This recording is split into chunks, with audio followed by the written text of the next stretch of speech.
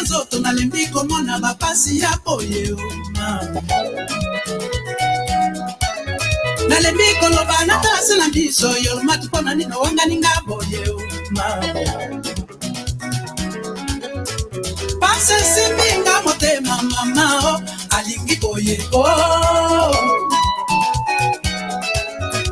lokutana ya mabe mama masumu double Olinga moto zali lisumu te pona nino driblenga boye yorma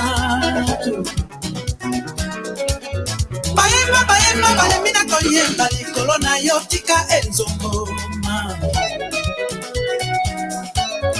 Bapesaka motema ndenge nini yorma double It is time to say hello, ladies and gentlemen. Welcome to a fresh brand new edition of the program Ashford Got It Live, and this is how we conclude for this week's production of Ashford Got It Live on Bridge Radio Africa. And folks, as always, it feels great to be back home. What are you doing tonight? Listen, don't be selfish.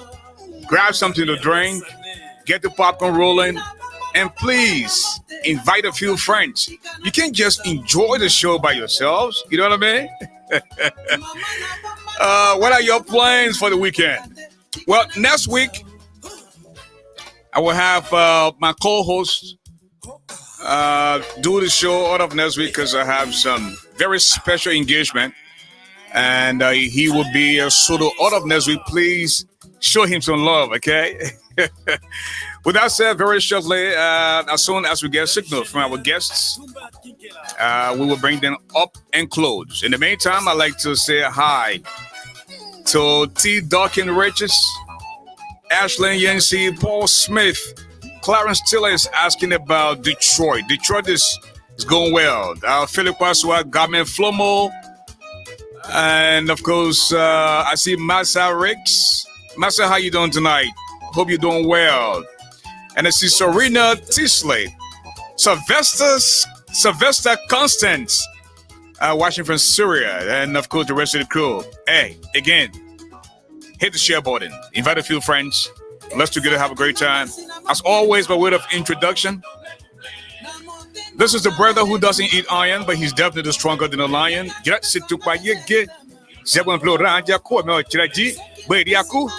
Well play. As for the giant, and now you know me, Garley. Welcome.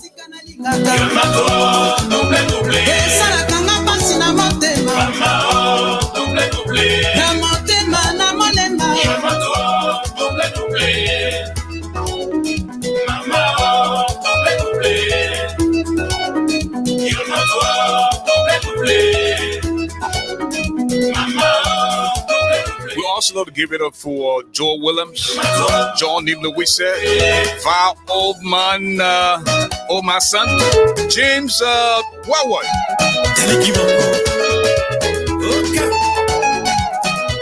And just in case you're celebrating your birthday today, I'd like to say congratulations and let us show hope that you live to see many, many more birthdays to come, okay? Oh, man. Let's have fun.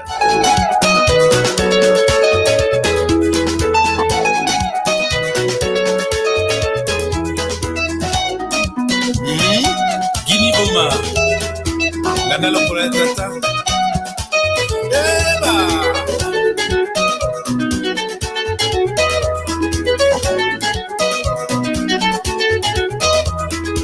Kiamsito, Oya Ville Lebel.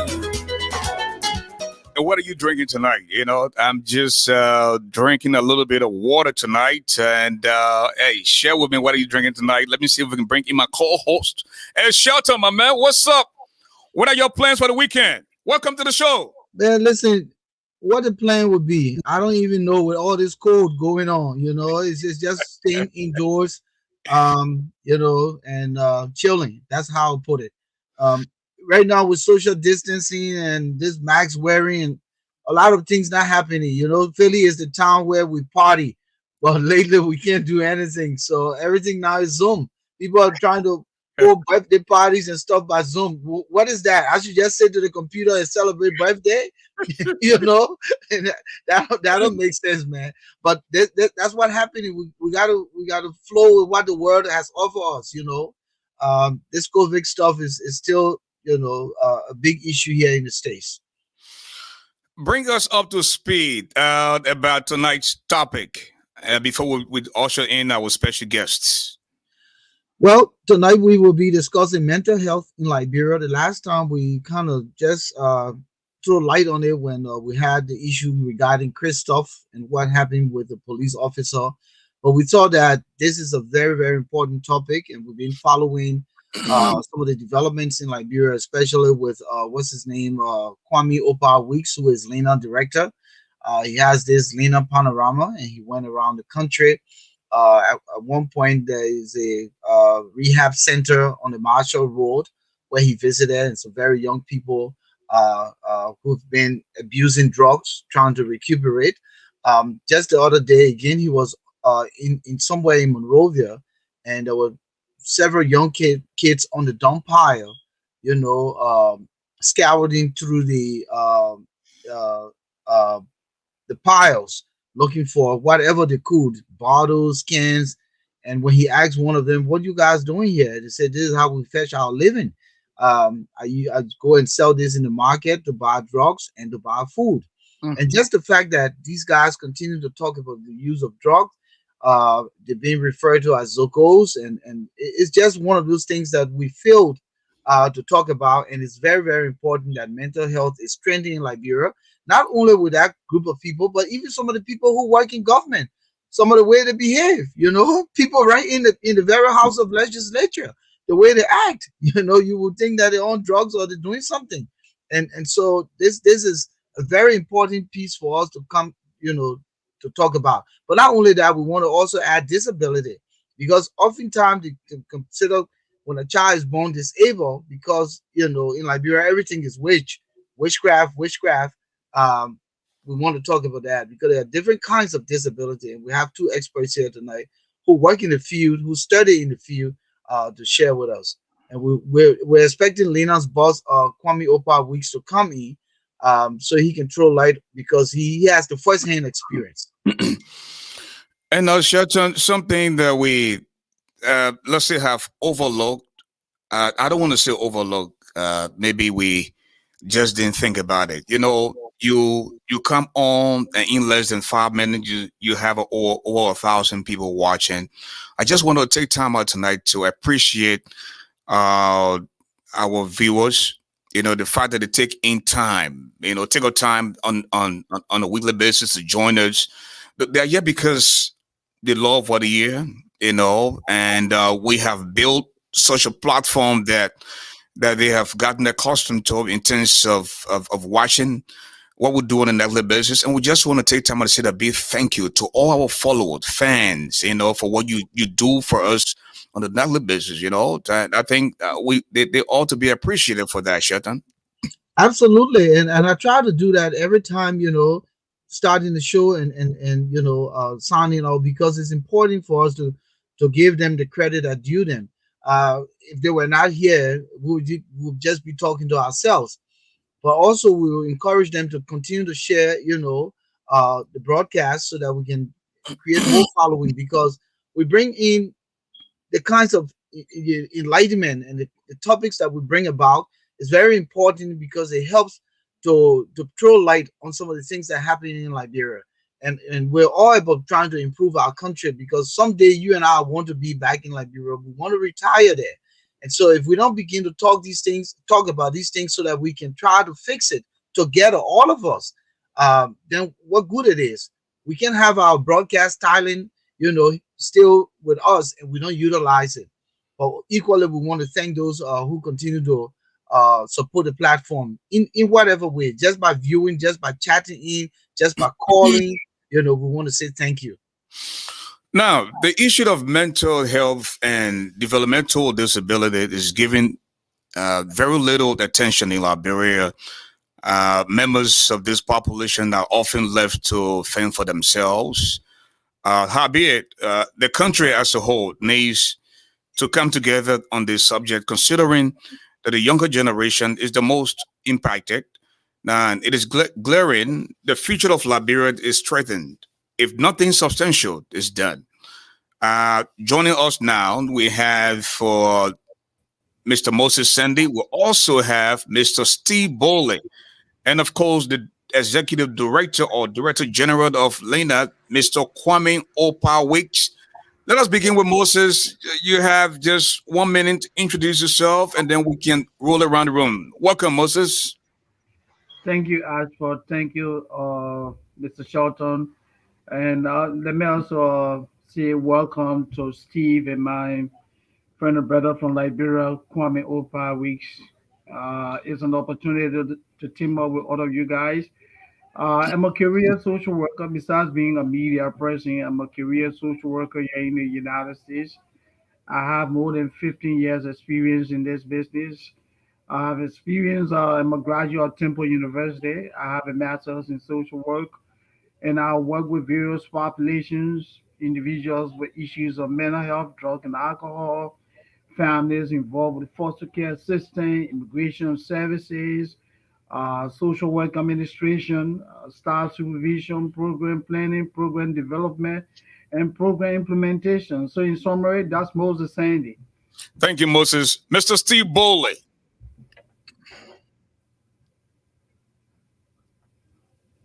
You might just want to unmute your microphone, please. Thank you, Mr. Garley. As always, before I say anything, I like to recognize the Liberian people as the most important people on earth. That's what I believe. I also want to recognize the Liberian women as the most beautiful women on earth. That is also what I believe. And I believe all of you gentlemen here today cannot dispute that fact, because you will be in trouble one way or the other. But moving to who Steve is, I'm Steve Bolay. I live in Arizona, Phoenix. I'm a graduate of Grand Canyon University here, or Christian University. I do have a master's in psychology and professional counseling. I am currently a doctoral candidate in general psychology. I should be done hopefully by the end of this year or middle of this year. We're praying that everything goes well. I've been working in this field for about, give it 10 years or so or more.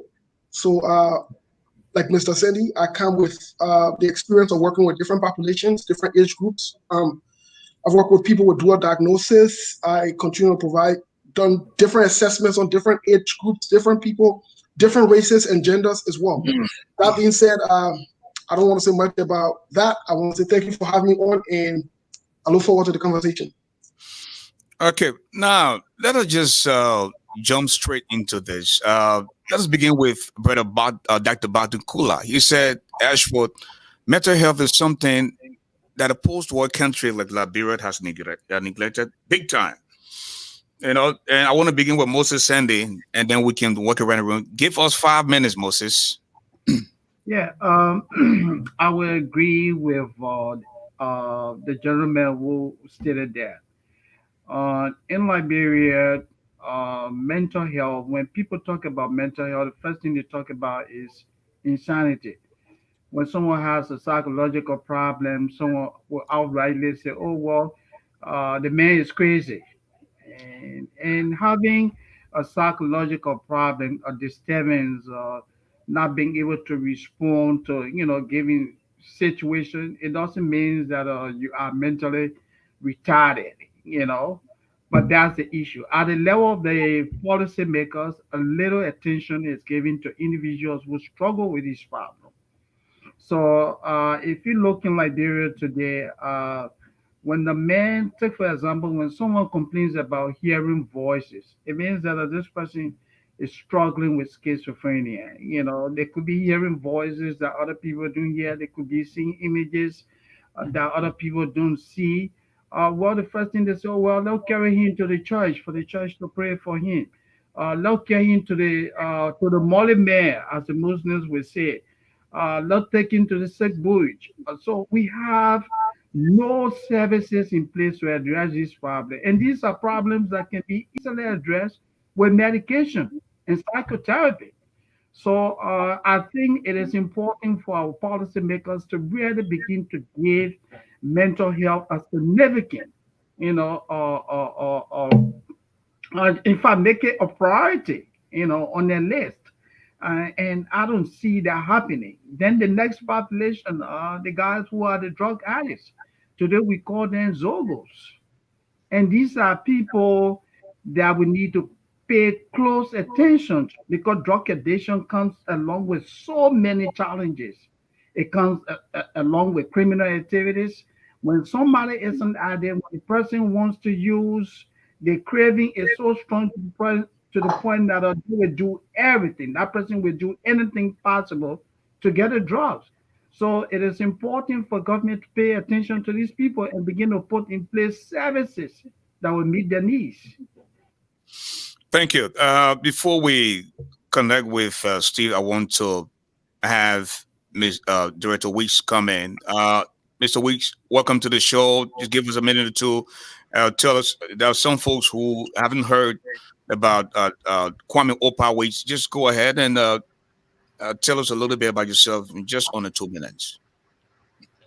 Well, thanks for having me. I'm KWAME OLDPA Weeks, the Director General of the Liberian News Agency. I just want to greet the guys on here, all of you, fine Liberian sons, and I hope the discussion tonight will center around finding solution versus, you versus us versus them versus they and so forth. But I'm looking forward to a great conversation tonight and hope our viewers can learn something, especially for those of us on the ground, and see the effect of mental health in our society.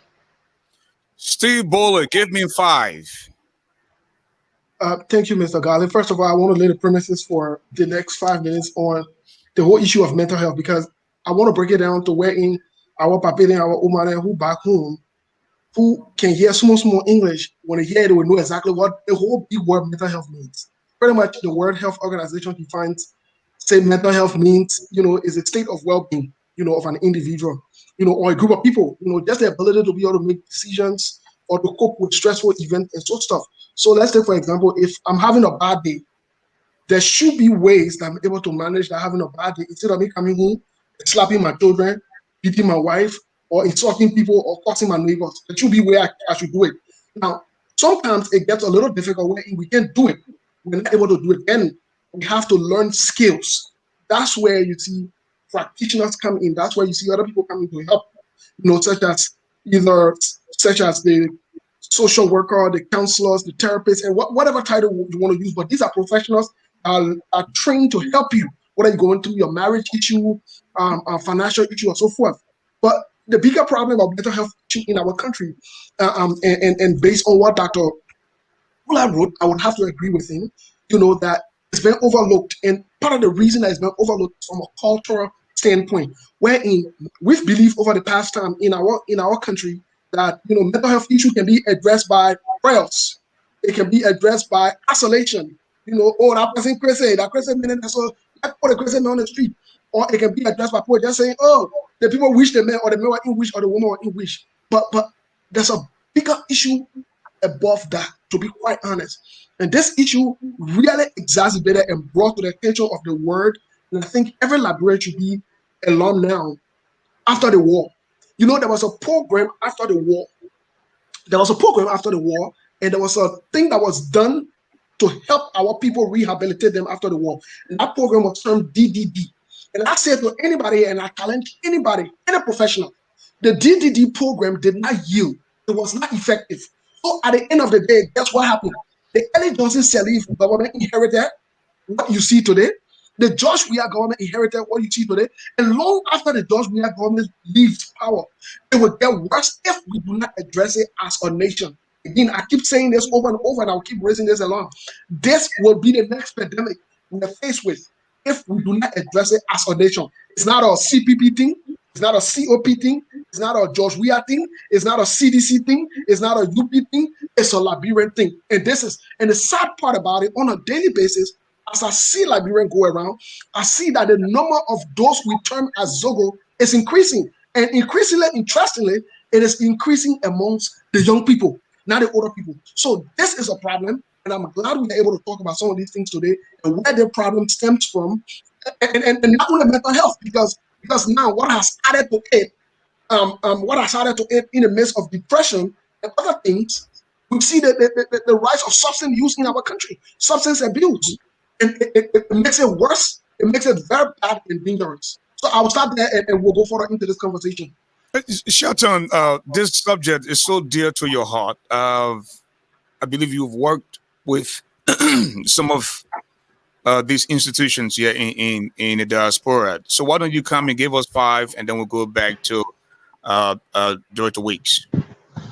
Well, actually, I didn't want to come here and give 5 Ashford. I wanted to bring in Director Weeks, give him the opportunity, then come back after him, since he's been following some of the different things happening in the country, and especially the mental health issue.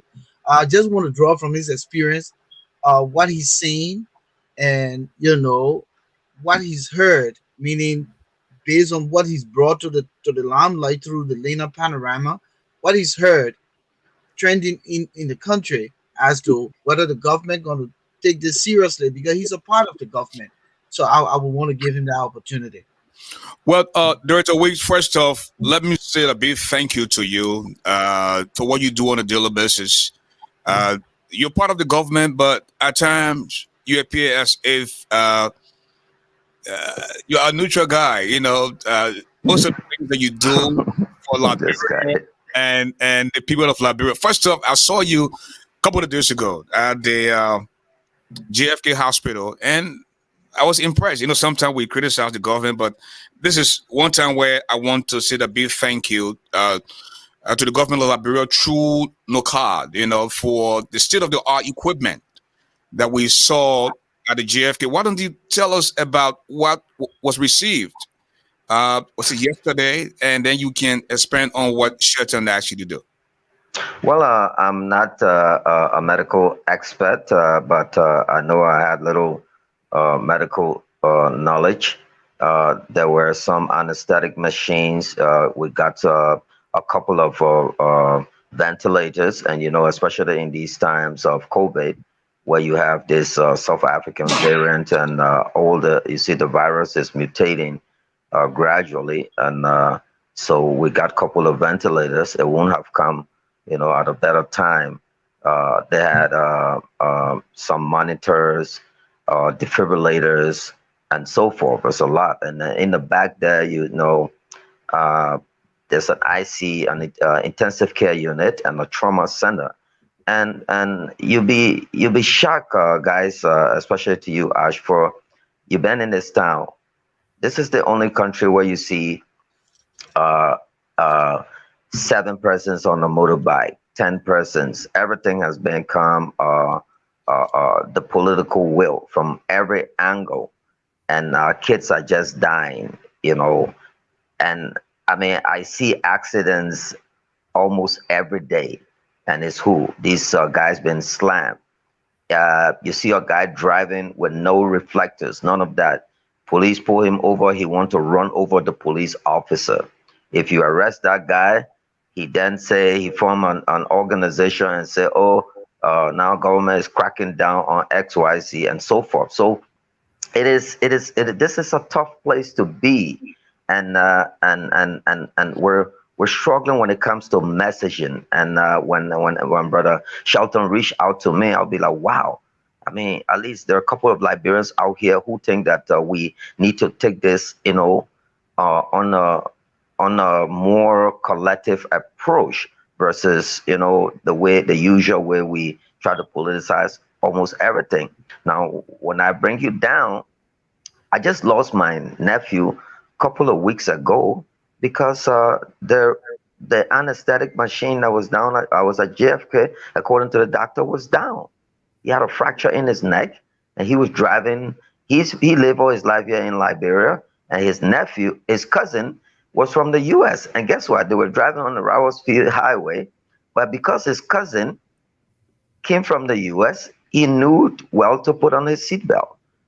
My nephew, who died from here, no one tell you get in the car. In fact, they cut the seatbelt out to pull other cars or tie low, Right. So he lost his life. We paid a huge price of a 26-year-old man lost his life. So And there's a whole lot. And on the mental health front, that is so, dear to Volcano. Oh, I tell you, the number, like what his name said, Moses, that is baloney every day. I would never dream that you will find Zogos on the Oro or in Sinker. The guys are everywhere. Well, and those days, there were guys we refer to as grenade ball. And when you're grenade ball, that means you couldn't wash your dishes on time. There was nothing associated with you with drugs called when you were called a grenade ball. Maybe you went to go play soccer when there was not the time that you go and play. So where we're struggling, like Steve said, is that after the war, whatever that program was, we see military guys go to, U.S. soldiers go to Iraq.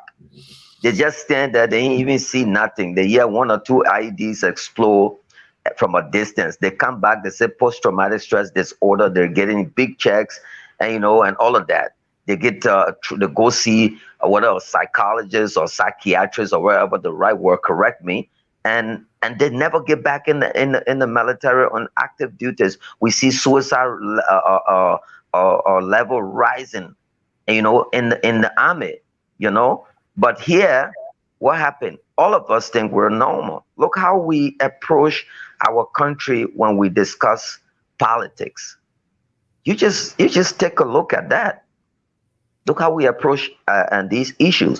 While our children are struggling, I went to this place and finally, just to allow the guys to speak so we can have it more conversational. I went to this place where I saw, and I have this document, I'll be posting this soon. Young guy. And there's a program on American station called Intervention. Addiction is no man's thing because of class. Addiction attacks anybody of any society. And it is that family, not because most of these guys are broke or they don't have money. When you see them, you think you stereotype them and say they're Zogo. No, that could be a representative's son, a minister's daughter, a clergyman's aunt. All of these people. And we have to look at it. Government needs to put some money in that direction, But unfortunately, these are not things that are our priority when the lifeblood of any country is its youth. When we die, the life expectancy of Liberia is in the 50s, in the mid-50s. So who do we pass the baton over after all this hullabaloo and screaming at each other's throat? At the end of the day, who do we, give it to? But I would just let the guys jump in. And finally, this guy I'm telling you about, he lives in the little structure that Madame Mirabro built on Center Street there for people to wash over the cemetery when they were talking about whether they should clean that whole place out and transfer this, relocate the cemetery. That guy claims up there. And the wrap cloth all over there, that's where that boy sleep. Look, when you watch that piece, man, if you don't cry, then you're not man. There's a whole lot happening to our kids, that needs all of us attention. Yeah. And I'm happy to be here to discuss it, especially with you guys. All right. So, Sure. yeah. Yeah, go So ahead. listen, you guys have covered all the grounds regarding this issue, and everyone here knows that this is not new. But the two areas of government that is responsible, one would be the social welfare arm of the Ministry of Health, and then you also have the Ministry of Youth and Sport. Kwame, do you know if any of those ministries involved, or is there any sensitization now trending in that direction? That's a great question. The Ministry of Youth and Sports, they have a program, according to Minister Wilson, called At Risk Youth. Okay? At Risk Youth. That's the term they put to describe them. And I have witnessed, in fact, there was a graduation of 150 students from, I think, some vocational training center. He has Pastor Jerry in Nizo. I know they sent some folks there. There are over 100 persons also. But it's just like a bandit approach. And I'm from this government, and I must admit, it's just a bandit approach. You need something that will be very aggressive. because the guys are coming, the numbers are just going up because unemployment and all of these different struggles and all of that. And then you have the guys who are out there like us. We have to let young people know that, government cannot employ 4.6 or 7 or whatever million persons. And because of goods and services, people migrate. Monrovia was built for 500,000 persons. We have almost triple or quadruple that number. We have no census here. I live in Monrovia those times. There's no way I will leave from Satan and say I'm going to cross the Tubman Boulevard. How? But the guys, people are just everywhere. There is nothing to say, okay, you don't even have a residential area no more in this town. So you have people hustling all kinds of ways, and the bike thing, everybody feels now, a kid can just get up and you give him $50, he becomes a money changer. You give him $50 and he's selling clothes and people like that. So we're not telling them that no, we're destroying your youth or your future.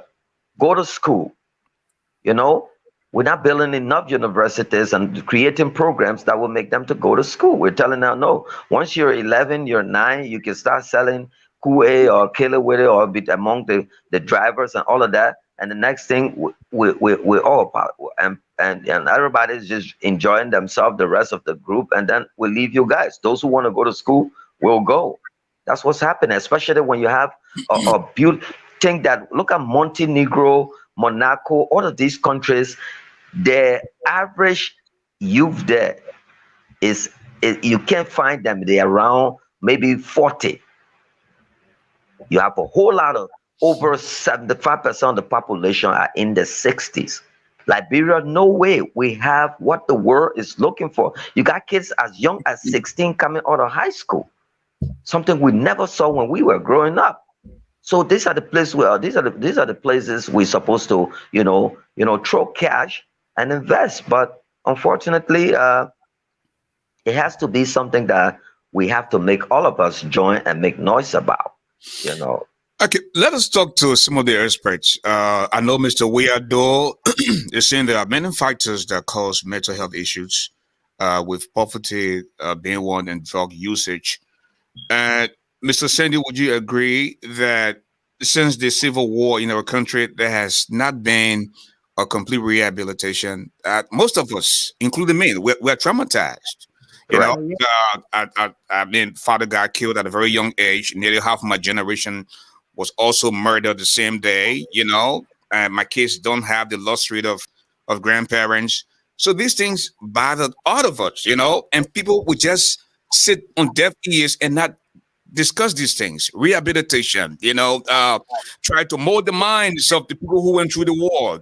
Moses, come here, and then we can go to Steve. Yes, there are a couple of reasons why people use drugs.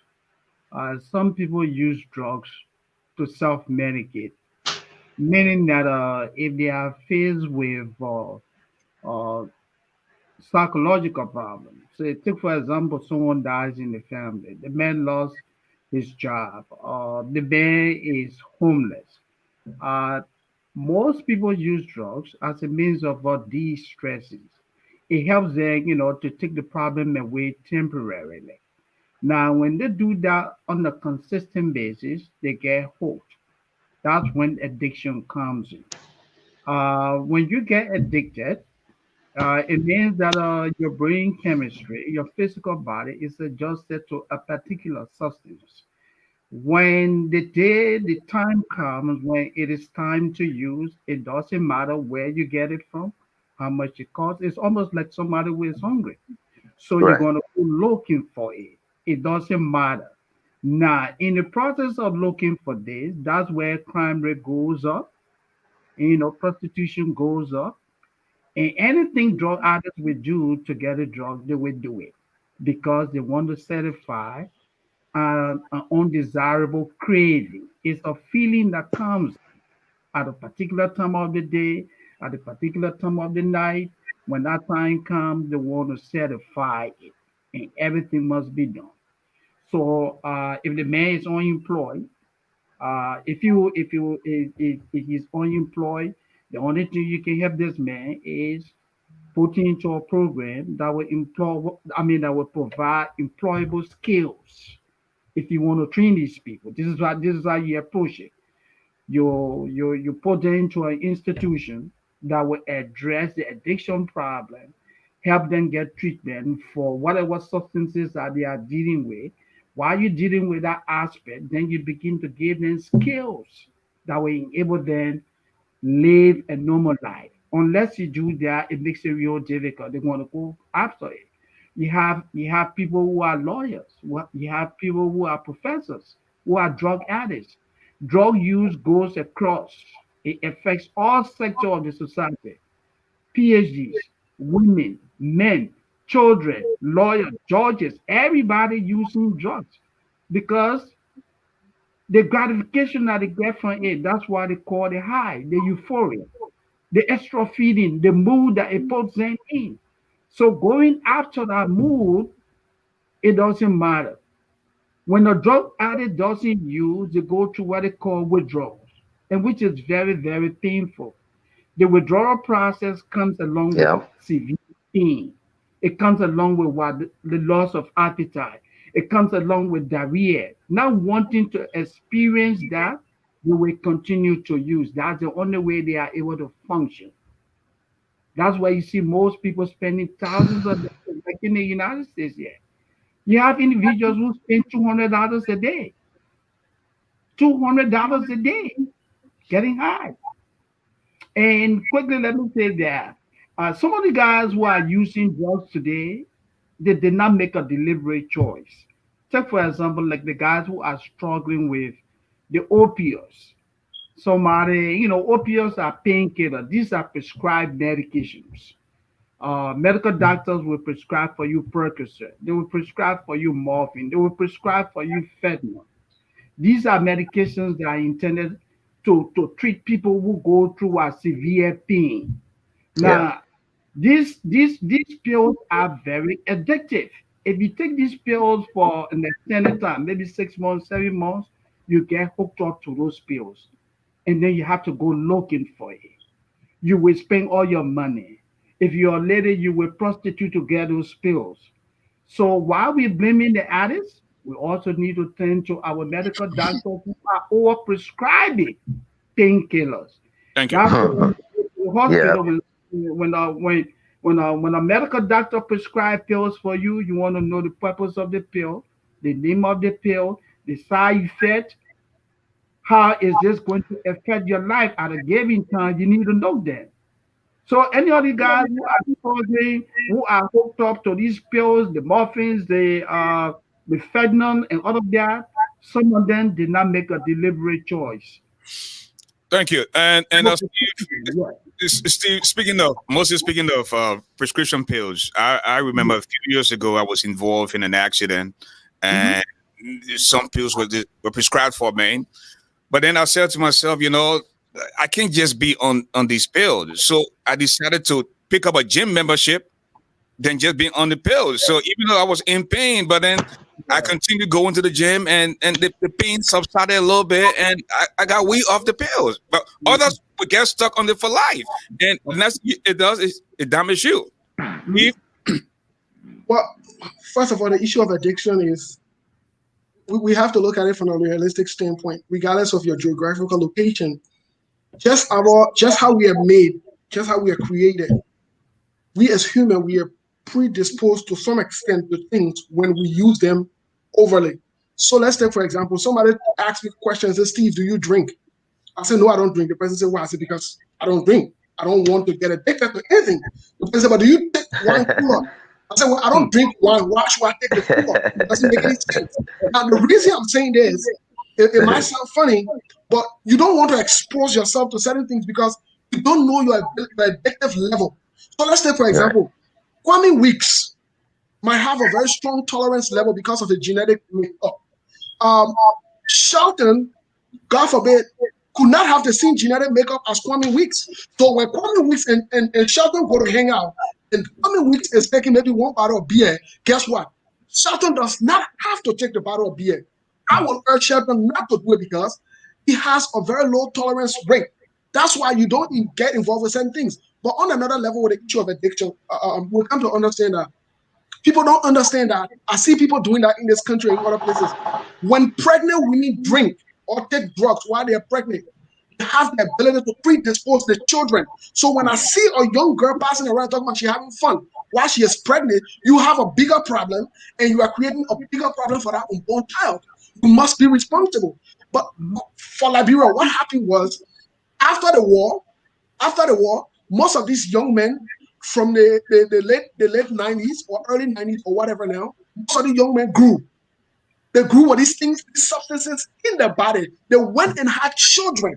When they had children, either during the war or so forth, guess what happened? They predisposed most of these kids. So we are up now with the predisposition of these children are already born with addiction, or they're exposed to addiction. So to your point about the issue of maybe overprescribing or something like that, let me say this to all of us, to Liberian people. I don't think in Liberia right now, I was there. Last time I was in Liberia, for the record sake, I was there 2018. That was the last time I was there, about almost three years ago now. But I never saw personal research. I didn't see any doctor or so forth. Maybe it's done on a higher level, but on a local level, we see it here. But on a higher level in Liberia, what these people are addicted to are street drugs. They're not addicted to pills. So let's take, for example, that's a good point. I see the young people, they're not addicted to drugs from doctors. They're addicted to street drugs. Let me tell you some of the things they're addicted to. Can you imagine somebody go to the graveyard, bust the graveyard, take off the dead body, the famaka in the dead body, they take it out to sniffing. Can you imagine that? The light bulbs, because of the poverty level, they don't have the money to actually get that bulb that they're seeking. They go, they take the light bulb, and they think that thing or whatever it is, they crash it and they sniff it. But on another note again, guess what happened?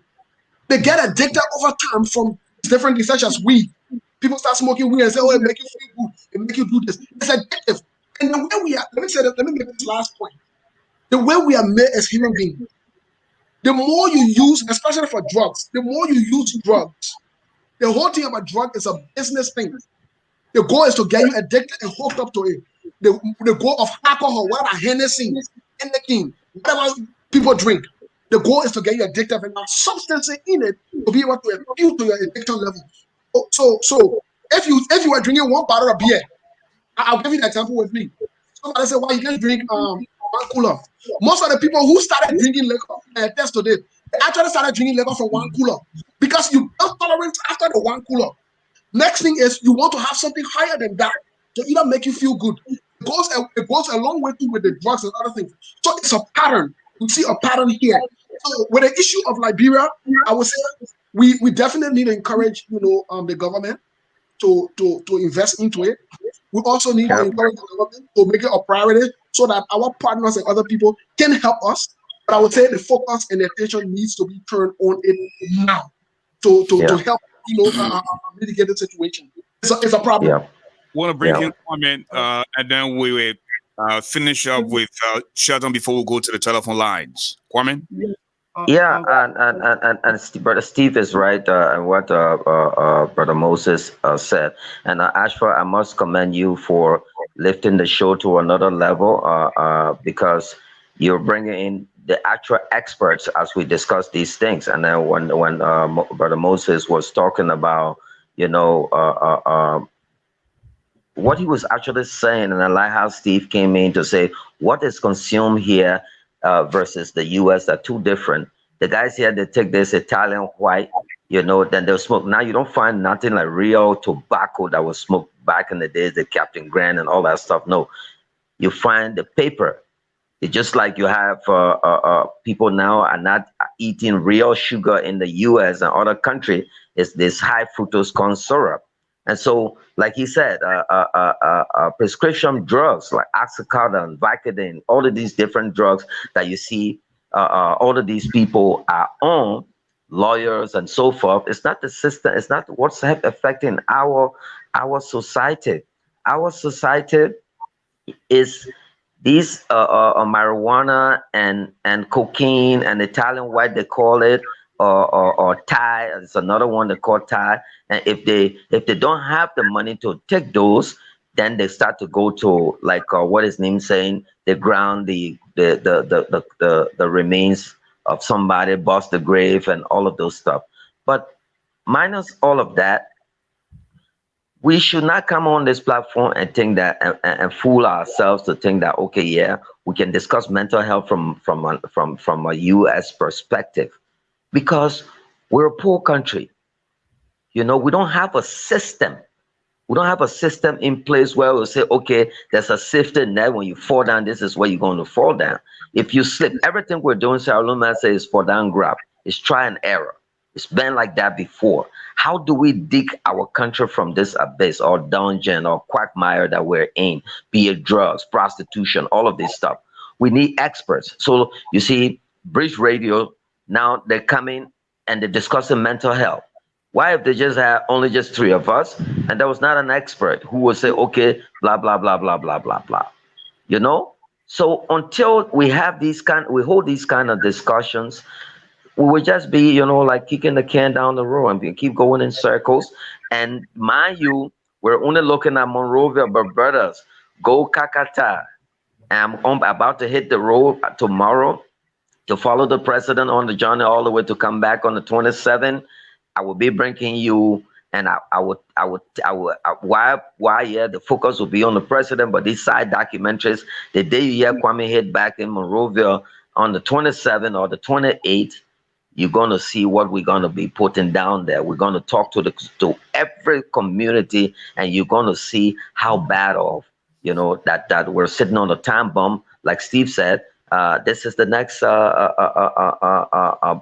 maybe civil war, to speak true figuratively, that we got our fingers on, and it's about time now that we tackle it. Well, folks, if you're just joining us, this is Ashford GARLEY Live on Bridge Radio Africa. This program comes on 3 times in a week, Mondays, Wednesdays, and Fridays. Next week, Shelton will be solo because sometimes you have to be careful what you ask for. You know, Bridge Radio has given me the tax now, and I will be busy out of next week. So Shelton will go solo on the program. And speaking of Shelton, I want you to chime in before we go to the telephone lines. Yeah, Ashford, I think Moses, Kwame, and Steve have covered a lot of grounds here tonight regarding this issue. But, you know, again, we want to implore, you know, the government, especially President Weah, who knows where he comes from. He talks about coming from Gibraltar, and I'm sure down in the trench of Gibraltar, there were many young people who were disadvantaged. And if he was not smart enough, he wouldn't have been where he is today. But he found an outlet, and a lot of, you know, kids in the ghettos here in America, they found outlets. Some play basketball, some go into acting, some go into boxing, you know, just to find an outlet. And President Weah did do himself justice by playing soccer to come out of that. But I'm sure right around him, you see a lot of these young people. So I will hope that he can make this an existential topic during his cabinet meetings, calling the Ministry of Health, Gender, Youth and Sports, the Ministry of Finance, because again, they got to be involved. And, you know, let's get everybody on board. Whatever we at Bridge Radio Africa can do in terms of pushing this topic, you know, bringing other experts here in the diaspora. And even when we broadcast in Liberia, to bring some of the local experts, like Kwame said, it's important for us to treat mental health from the Liberian perspective, rather than trying to align it with that of America, because there's so much, you know, resources here compared to Liberia. But it's a burning issue, and it's everywhere, every community, every neighborhood. Like you said, there's no more neighborhood. When you and I grew up in Liberia, Moses, you know, Kwame and Ashford, we had neighborhoods. Okay, like he referenced, we were grown-up boys, and we're not doing drugs, or we just left the house, we go out, and we're scared to come back home because we overstay our time. You know? But today it's different. So it's a whole different ball game. But what is of concern, serious concern, is that these young people are the ones who are to inherit Liberia, and they're more in numbers. They've outnumbered the good ones, and Yeah. so how do we bring them back? And they're not doing it because it's their desire, but it's the system that has failed them. It is the whole country that has failed them, and so we got to come together on this. So let's bring some of the callers in and hear what they have to say. Okay, we're here for extra 30 minutes tonight. Instead of 1 hour, we're going to go 1.5 hours tonight, just to have more talks on this very sensitive topic. We want to go to the line now. We have our 404 number, the last 4 digits of your number, 9635. Please tell us your name. This is Dr. Barton Kula calling from Atlanta, Georgia. Hey, Doc, what's up? Welcome to the show. Thank you. I'm glad you guys are handling this topic. It's something very near and dear to my heart. I went to Liberia in 2010, and at the time, I took a psychiatrist with me, and we went to Grant Hospital. Grant is, or at the time, was used as a psychiatric facility because we no longer have Catherine Mills. Now, what my suggestion is that Kwame Weeks goes back to the president to see if we can get Grant back to the level of where Catherine Mills was. The good thing about what the war did is that in the diaspora, we have Liberians in every line of work you can think about. So whether it's psychiatry, whether it's psychology, behavioral science, what have you, we have people in those areas, and people could come back home and help build the human resource capacity to the point where we can get our boys off the street and get our people back to where they need to be. Because the reality is, our people are in that society still mingling with people that violated them during the war. There's post-traumatic stress disorder that they're dealing with. There's depression. There's bipolar disorder. There's all sorts of mental disorders, emotional as well as psychotic disorders from the remnants of the war, in addition to the drugs, the street drugs that they're doing. So we need to deal with those issues and deal with it on a holistic perspective. For one thing, I don't know why we Africans don't take psychiatric disorders seriously, but we need to really deal with it. Thank you, Mr. Dr. Kula. We have for 240 number, the last 4 digits of your number, 5069. Please tell us your name. This is Ali Kamara. How you guys doing today? Hey, Ali, how you doing, my man? Welcome to the show. Let me just say, for the past few days, I've been taking Shelton for no apparent reason, but for some reason, there's 2 things. Either the brother hasn't seen my videos, or he just decided to ignore me. But either way, you'll be right. Listen, thank you for this show. This show is very important to me because I have a daughter, now 20 years old, or almost 20 years old, who has a developmental delay, not of the pre-plus malaria. During her treatment at the Copa Hospital on 12th Street, the malaria went into her brain and it caused damage to her brain. So she's almost 20, but her thinking ability is about 8-9 year old. When I went to Liberia, I tried to bring her people. Why are you carrying her? She has this mental issue. I said, but she's the best person to carry. So I brought her to the States and left my son. And I had to go back to my son later because I knew that she would not have the kind of services that she needs. Wow. And then she came here now. She's graduated from high school. She can read and she can write. And she can at least, have an intelligent conversation. If she was in Liberia by now, she would have either been a rape victim or some sort. So It's a really, really great show. Liberia, we have a lot to do with this issue, and it exists. It exists right amongst us, like you said, ASHFORD. All of us on this social media, most of us who were born and raised in Liberia have some sort of psychological issue, even though it's difficult for us to admit it. Even some of our young brothers who had the means to get out of the country and go to refugee camps, even them have some kind of an issue. But again, let me say thanks to Kwame Weeks. Kwame Weeks is my man. He really is my man. I watch him religiously, and this guy is not working for George. He's working for the Liberian people. And sometimes I hate when people try to apportion responsibility to him that is not part of his function. When people sending him to judge, this guy can barely be judge, okay? So, but there are agencies and other administrators that are responsible for this thing. Like Sheldon rightly said, the health and social welfare. Can we have a director who is well-rounded in areas like these? Instead, we took out the social welfare portion of the health ministry and put it at the gender ministry. So you have a government that doesn't really know for the most part what they're doing in terms of administrative infrastructure. So our people will continue to suffer.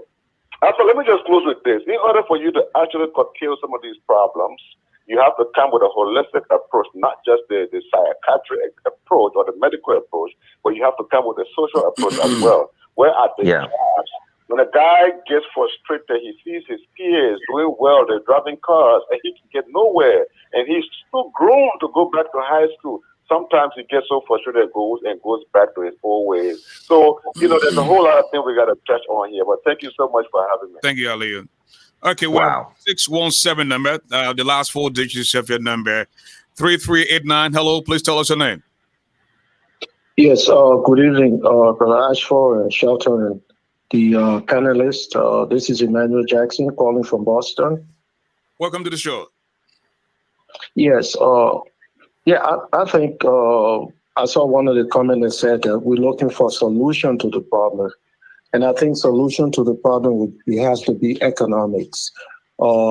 Since we created the country, we have not had a kind of an industrial policy where when we sign concession agreements, they will come in and create good paying jobs for Liberians. We still have a retail economy where we generate money and bring people in to sell goods and services instead of industrial jobs. And so I think we have to address it from that angle. If we bring in these concessions and create good jobs for Liberian families, I think the issue of mental health can be solved in some instances, because if you look, I'm not trying to compare the U.S. with Liberia, but I think after the Depression, what the U.S. realized from prohibition, when so many Americans or Franklin Roosevelt thought about a way to solve the problem, they created the social safety net. And even Dr. Tipote, when he was studying the state, he worked with the late Patrick Moynihan. He's right in Liberia there. So we have to look at this thing from a socio-economic standpoint, that most of the concessions we sign and bring investors in the country, they don't create good paying job. For example, the other day, coming weeks were with the Inspector General, and they were going from warehouses throughout the Vital area. What did we see? We saw majority of Liberians in there just pushing boxes, and the Lebanese guys sitting on the computer just collecting the money. And those brothers are just doing their jobs. They're not generating the kind of income they can take home to sustain their family. You're right. The steel processing plant that was recently built, I think 2 years ago, there was a big strike there because the workers were considered like day workers, and they were told that they were going to be getting benefits, health insurance, and all those things. If we don't do those things in our country, as a capitalist economy, there's no way we will be able to solve most of these socio-economic problems we have. So that's just my input. Thank you, Mr. Jackson. Wow. Mr. Weeks, in the early days of the leadership of President Ware, the chief of protocol of the executive mansion, Ms. Fina Bondo, went into the height of where the Zocos can hang out, and she started distributing money, 10,000, 5,000. And then the very Zocos themselves said, listen, I want to go to rehab because the 10,000 that give me, I will smoke it tonight, and tomorrow again, I'll be right back to square one. What is this government doing to get our brothers and sisters off the street and take them to rehab so that they can be fit to come back in society, instead of just trying to just give them a little bit of bread to eat today, and the next day they find themselves right back on the streets? Ashford, that's a great point you struck, but you have to know that a man that is addicted, they will just say anything they want to say. I basically hang out with these guys almost every day. and I come and then they will tell you, say, I want to go to rehab. You spend all the money, in less than 1 hour, they will come back on the street. I can name more than 100. I'm saying 100. This is something that is so dear to me. I work now as a Goodwill ambassador, a title bestowed on me by Pastor Jerry, one guy who is doing very great when it comes to, you know, rehabilitation. He got soldiers or ex-combatants, or some man of God or whatever, and he uses what he does to, like, or what his name Mr. Moses said, you detox, you get you, or D Jones or whatever, he does that without pills or any drugs.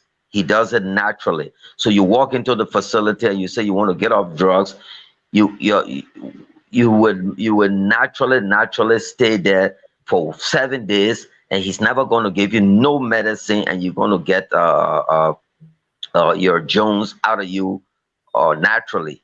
So the situation you expressed, say, oh yeah, there was the lady was sharing money to these guys.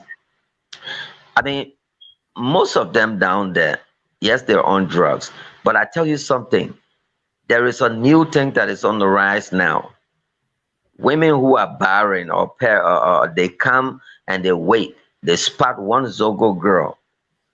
When she's pregnant, somebody go and give them tip off to that family. Say, oh yeah, Musu is pregnant. They will wait. They will be sending that girl 5,200, this and that. She's taking her drugs, doing all her stuff. And when it's time for her to give birth, she gives birth. They take that child from her and they kick her away. I got videos and stories to that effect.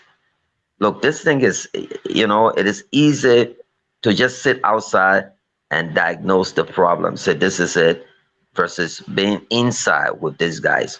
It is risky game for you to go out there, say you're going to enter into Bagbla or behind the FEND ministry, all of those places that are like cesspool of all kinds of, you know, stuff. You can, because if they don't know you, they're going to hurt you just to support the habit whilst you're coming there to discuss. You know, I've been in so many programs, so many areas. If it's not beer factory, I'm not telling you that, like back in the days, or let's say in 2003, 4, 5, when we came back to this country, Zogos are just right on Broad Street, behind Benson Street, right there. But now they're in VOA, they're in Duazon, they're everywhere. They're everywhere. They're in Ravelsfield, they're in Kakata, they're in Grand Jita. I mean, these guys are everywhere. So it tells you that there is something that is not working. So how do we fix this problem? And this is why we're starting now with you. You're just holding a show to put highlight, to put the touch on it, that is not discussing George Weah, it is not discussing Yaka Koluba, it is not discussing CPP, it is not discussing CDC, it is discussing our children, you know, who are dying, you know? So imagine, yes, you might not get the ratings and for the numbers and the likes, but what do those likes and you know, and numbers do for the country? You know, when we're cussing each other, you got 2,000 persons watching you. You know, that's not even something that is even healthy for you to even listen to or go watch, versus what's happening here. Everybody's contributing, and you see the conversation is so good, and those who can be a part will come, you know, and it will lead to solution. You might think people not watching you, but to be honest, I really love the way this show is going, and I hope we can have, you know, series of this discussion, even if it means saying something against the government, but let it be substantive. You know, the same kind of debate that you see is being held in that country. You don't see people causing people mind. But they'll tell you, say, children off politics and all of that. And then you will see even their own party will reprimand the guy. Say, look, you don't attack Barack Obama kids. If anytime you see one person mention Tash or Sasha or Malia name, that whole party themselves will go after and stuff. So we have to take that route. Thank you, Kwame. We want to go back to the telephone lines, and then we'll come back in studio with this gentleman. We have, let us go to Delaware. We have the last 4 digits of your number, 6480. Tell us your name, please. Well, thank you very much. This is Levi McCubbin. I call it from Delaware. Hey, Levi, welcome, my man. Welcome to the show. It's been a minute. I know, definitely. But thank you very much for, I think, quite frankly, if we have to look at Liberia, we will uncover that there are several pressing issues that are pretty much bedevils our country and hijack our progress as a people. Infrastructure development. But the most pressing one in my mind is the erosion of our values, the decimation of our society vis-a-vis the mass number to which our youths are becoming vocalized through drugs. They are wasting their lives away because of the absence of a viable alternative, a viable solution to addressing that. I think if any leadership is to survive and put Liberia on the rightful trajectory to become on par with our neighbors in the sub-region and all our neighbors around the world, we have to address the crisis of the Zogos or the underprivileged youths or youths who were traumatized by war. I think rather than putting the issue of social welfare under any ministry, given the enormity of the challenge we face today, where 7 out of every 10 youth is either an active Zogo or in recruitment. I was just there myself a couple of weeks ago, and I can tell you that the rate at which our brothers and sisters are becoming Zogos by the day, the danger of the drugs and the greater challenge they pose to our society as a nation calls for a real hands-on approach.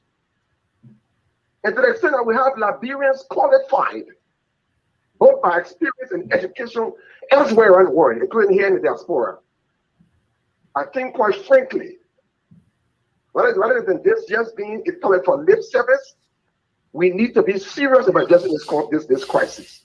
We need a ministry all by itself. Thank you. With fundings to address those challenges. Thank you, sir. Thanks for calling. Okay, we want to go to, I believe, Australia. We have the last 4 digits of your number, 3478. Tell us your name, please. Hi, Ashra, and your team. My name is Florence Akosa, calling from Australia. You're live on the radio. Go ahead and make your point, please. Okay, thank you so much for this program that you guys have targeted. The issue with Liberia, we have people that we expect to target this just problem or the mental health issue in Liberia. Most of them are unjust as well. So how do we expect our people to target something that causing the nation, a lot, and they are all to taking it, they are all importing it and giving it to people. So it's very, very sad, to actually see that happening in our country. We're forward in targeting this whole just issue, the mental health issue. I just think that, we need a lot to do in that country.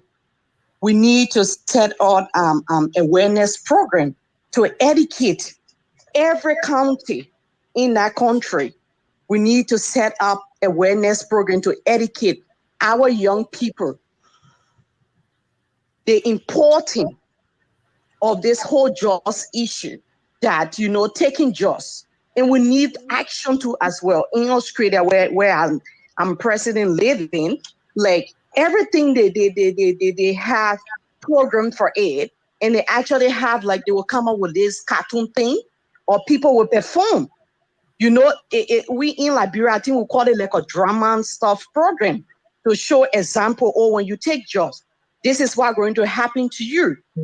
Instead of just having awareness program and not explaining to the people, the bad impact, the long-term health problem that they will actually encounter, and when they continue taking the job. So I just think that You know, we do have a lot. We have a lot to do. Thank you. And this is, you know, my input here. Thank you so much.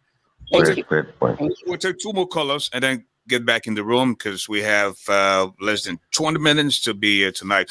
We have a 972 number. The last 4 digits of the number 0387. Tell us the name, please. My name is Thompson. You're live on the radio. Go ahead, make your point.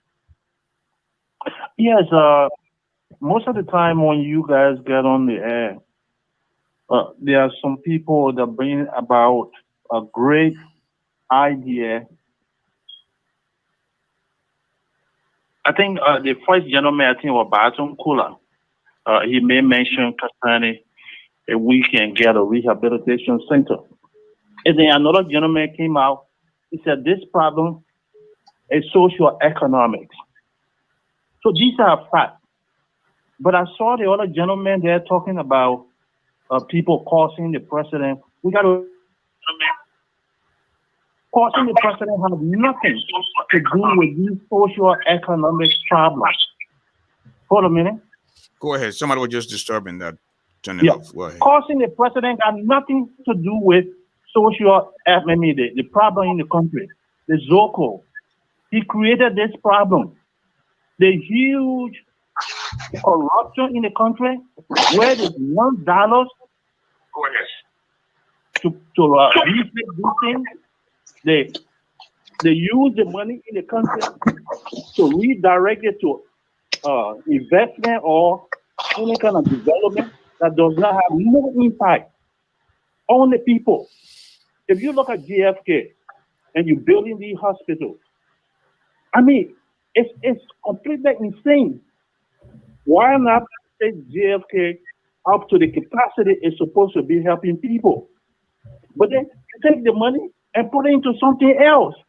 It's not helping the people. The children that are on the street, those are the lifeblood of the country. Like the gentleman said, if you bring a company in the country or you create a huge farming in the rural area, and you can put these children in there and they can go and work for their living, it will ease some of these problems. Thank you. Corruption is to the roof. Hey, what's up? Thanks for So calling. when somebody is there causing the hair out of the president, these people are correct. Well, Thanks for calling, sir. Okay, we have a 319 number. The last 4 digits of your number 5103. Tell us your name.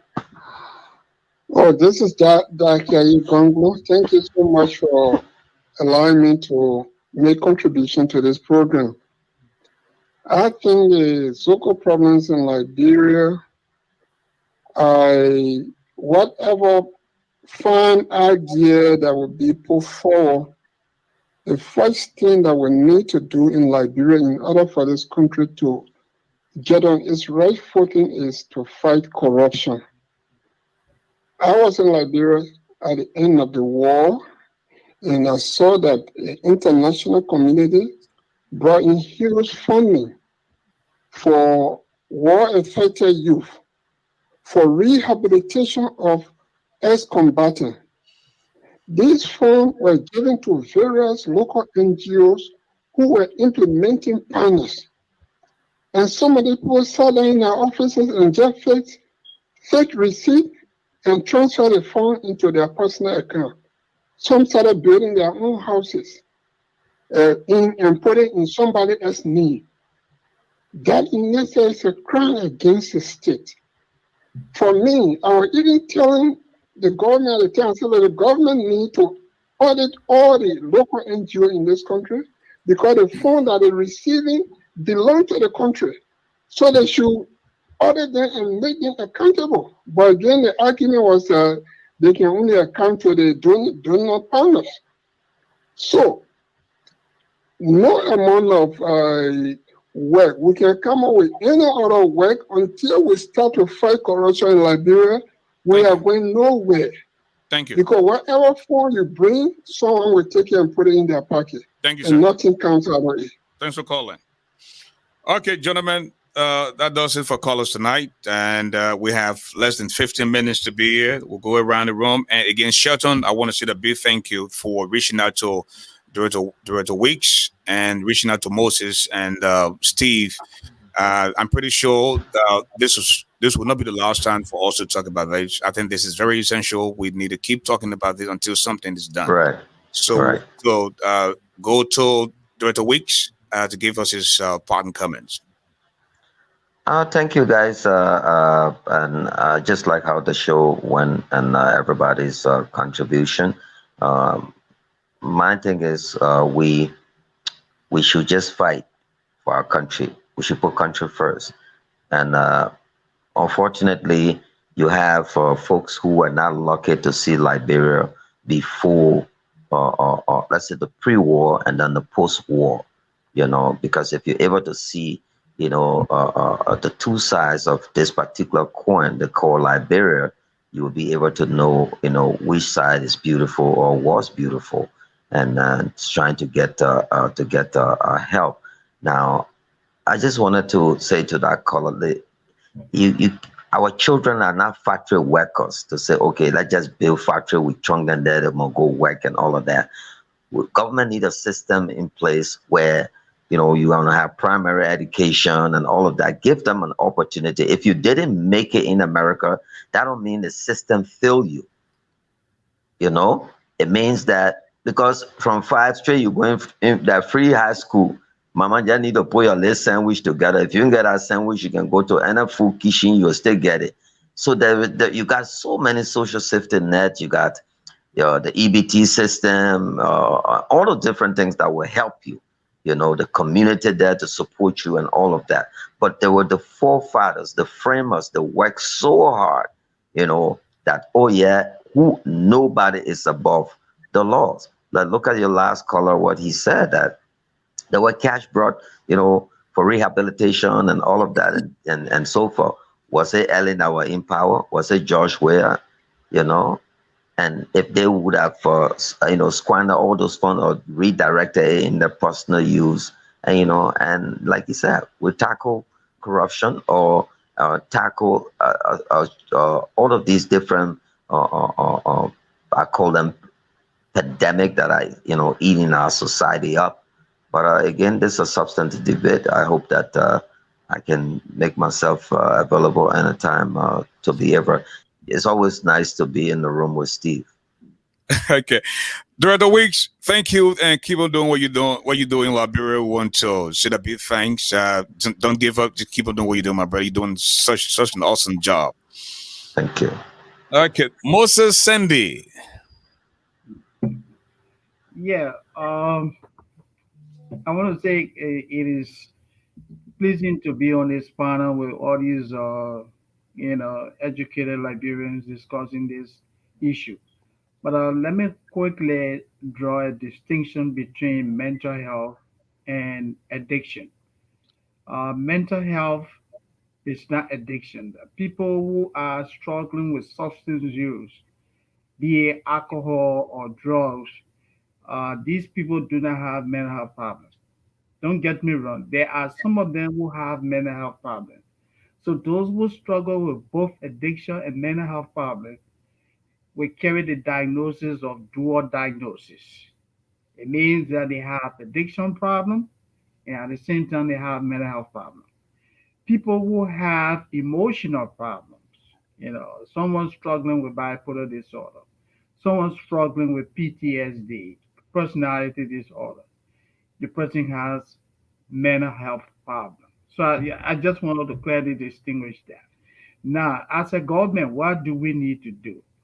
I think the Liberian government has to really get back to the drawing table and begin to prioritize. The issue of the Zogos is an emergency problem. A lot of investment has to be made in that area because these people are the future of Liberia. A lot of young people today are addicted to drug use.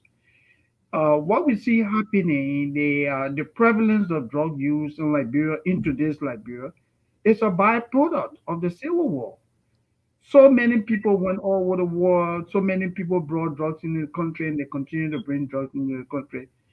The problem is affecting our young people. So we have to see this as a national emergency and make a lot of investment in that.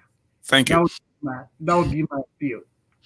Thank you, Moses, and thanks as always for taking enough time of your schedule just to form part of the discussion.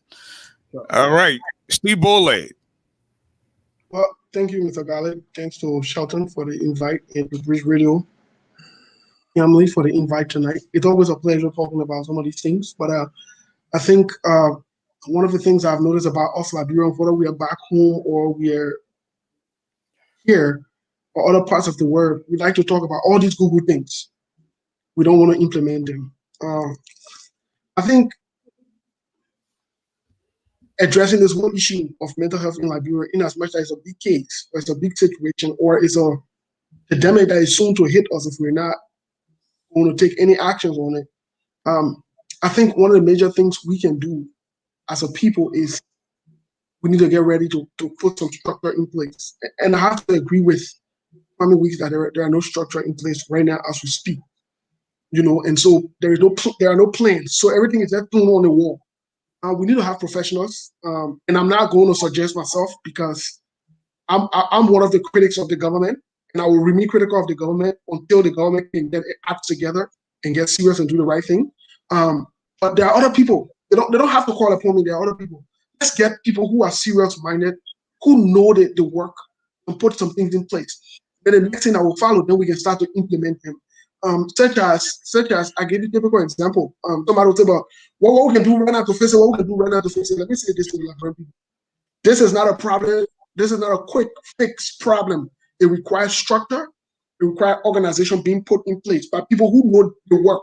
So if you were to take me right now and say, well, let's have a consultancy work for you to do for the next 9 months or 6 months. This will be my first target. The first thing is I want to get the Ministry of General Health Ministry. I want to get the drug and whatever they call it, the police department are responsible for drug and whatever it is. I don't know how to call it. The DEA, the police. I want to get a justice ministry. Also, I want to get all of them on board because this is a holistic work. I want to get them on board. Get them on board. Once we get on board, we set a plan in place. The second thing that we must do is we must create safe homes. We must start identifying safe homes and places where you can treat these victims. I'm not just saying treating them from a spiritual context. It's okay to have the pastor. It's okay. But that is a minute part of the treatment. The bigger treatment is what if that person is addicted to something, goes into detox, and no product can save that person. The blood pressure starts to rise off the roof. What do? You need medical personnel to take care of them. You don't need products to do that. So that being said, these are some of the basic things we can do, but there's a lot of work to be done. And I think if we are serious as a people, one person cannot do it. Again, I would say it has to be a holistic effort, and we have to invest in it. That being said, I wanted to thank you, and let's have a wonderful, Valentine's Day. Thank you so much. Thank you, Steve. And Glendy, Jane, Juniors, you got a Valentine date yet? Glendy G. Go ahead, Shelton. Closing statement. Well, ASHFORD, I think irrespective of what everyone said here tonight, it starts with the government of Liberia. If it means well for the people. And the reason I say this is because if we look at the budget, I don't think there's anything in the budget that calls for this. But just the enormity of this issue, it will cost more than the $500 million this government raises for its annual budget. Just imagine how much it costs to treat mental health, to treat addiction, medication, practitioners, facility, all these things. But the little the government can do is to begin to create awareness, is to begin to put structures in place, get legislations in place that will provide, the kind of resources and structure. So these social corporate responsibility, you can go to Echo Bank and say, listen, we're doing this and we need your support. The banking sector can do some corporate social responsibilities. You can contact the business association in Liberia through the Lebanese, the Indians, to start from somewhere. Put some money in the budget. But somebody said that because of the size of this issue, it's better to start its own ministry or its own department to, extraordinarily rather address the issue. Because too many places where this issue is funneling and it's not helping. So we got a serious work to do. And Ashford, I think Bridge Radio will have to, we started our part. We'll have to continue with this. Just like we spent some time with the 3 missing boys, we need to spend some time because we didn't even cover disability, which is an issue in the country as well. And that's what we need to talk about this more often. Okay, but man, you're gonna be busy next week because you're gonna be doing the show all by yourself all next week. So get ready and get some things ready and to put in place. Okay, Sheldon, enjoy. We'll be fine. We'll be fine. Enjoy the rest of the week, man. And that's what you do. When you surround yourself with. I said, man, enjoy your Valentine, man. All right. Valentine. I don't even think of those things, man. I don't celebrate holidays. What are you talking about? I'll tell you, brother. Listen, we'll talk. Just so you can, go put extra expenses on yourself. Okay, my man. Okay, Sheldon. And folks, I'm afraid it's all the time we have to be with you tonight. God willing, Shelton will be here next week. And that's a plan to do some other things. Just for Bridge Radio Africa, folks, I'm telling you. Until then, please allow me to borrow the wordings of the wise man. Tough times don't last, tough people do. The height of a man is never known until he rises, because there's no second chance to make that first impression. Don't see okra and swallow bone, because you can't hide your nakedness from bathing bucket. When God bless you, don't see that medicine. When white men know you friend black man. Trust no shadow in the dark. And when you see the crocodile, hair sweating, according to the crawfish, don't say the lie. Until then,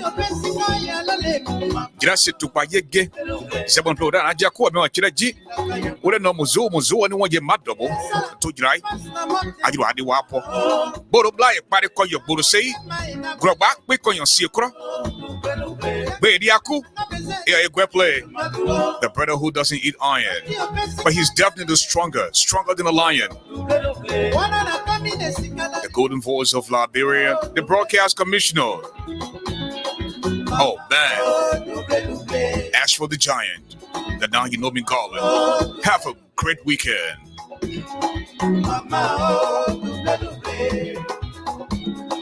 Your